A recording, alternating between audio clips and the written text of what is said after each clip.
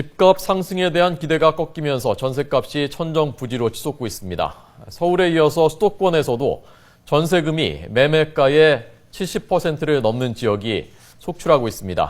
취재기자 연결됐습니다. 이상순 기자 나오십시오. 네, 이상순입니다. 네, 수도권에서도 70%를 넘고 있다고요? 네, 그렇습니다. 전셋값이 고공행진을 하면서 수도권에서 전세 가격이 매매 가격의 70%를 넘는 지역이 속출하고 있습니다. 국민은행에 따르면 지난해 말 현재 수도권에서 아파트 전세가율 70%를 넘어선 곳은 경기도 군포시와 의왕시, 수원시 영통구, 장안구 등 4곳입니다.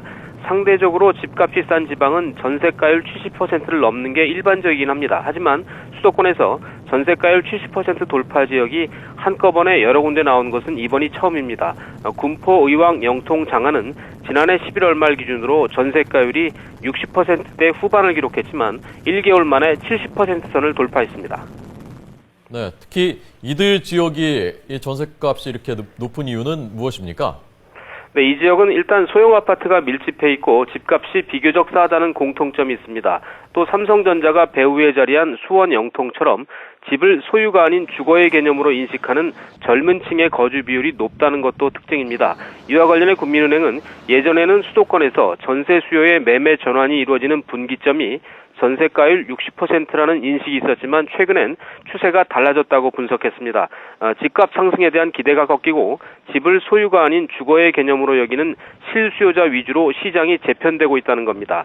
실제로 한국감정원도 올해 아파트 매매가는 0.9% 오르는 반면 전세가는 3.2% 상승할 것이라고 예상하는 등 전세가율이 지속적으로 상승할 것으로 전망되고 있습니다.